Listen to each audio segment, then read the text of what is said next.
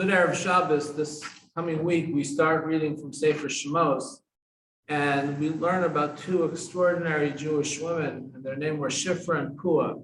Shifra and Pua were two Jewish midwives that were put in a very difficult situation.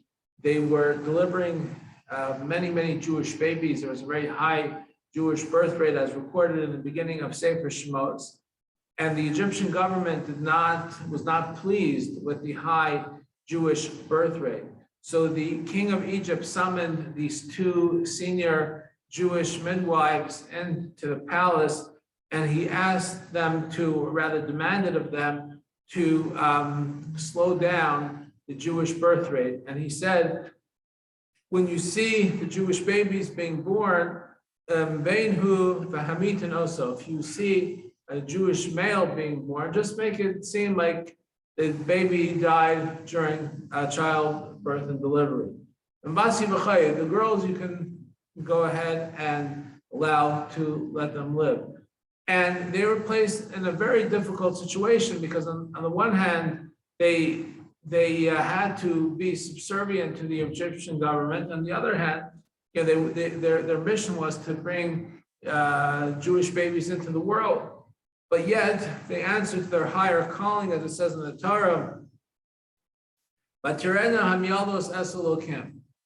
the Jewish midwives did not listen to the Pharaoh, but rather they feared Hashem. They did not do like Melech Mitzrayim told them. But they let the children stay alive. Now, of course, this is considered a great act of heroism, what Shifra and Pua did. Shifra and Pua, by the way, were the mother and the sister of Moshe Rabbeinu. But besides, I just want to zero in on one particular aspect to this pasuk. The Torah says that they did not do what the king of Pharaoh says. So we know that they were not cooperative and they allowed the Jewish babies to be born. Why does the Torah have to say again about the chayanas hayeladim? They allowed the Jewish babies to live. So I think what we see from over here is something very powerful, and that is that in life, let's just start with kids, but it applies to adults as well. It's not just enough to give them a framework where they're just surviving. We as parents and educators and leaders must provide our students, our children, with a framework where they're being nurtured, they're being loved, there's warmth, there's care. It's not just enough that they're in survival mode. But we have to give them chayim, we have to give them chiyus, we have to give them life. And it applies to us adults as well.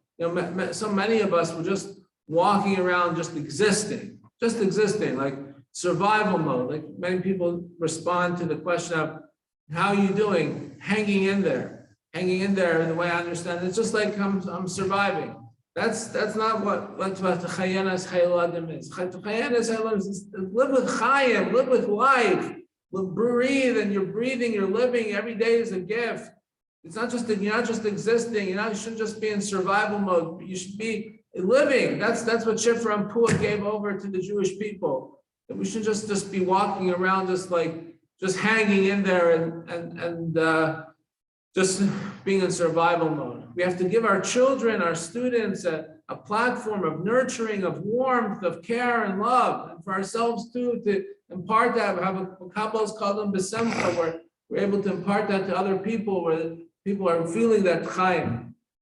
We shall be zocheh to be able to impart this to anybody that we are able to come across in society, and then the world will be a much better place. Wish you all good Erev Shabbos.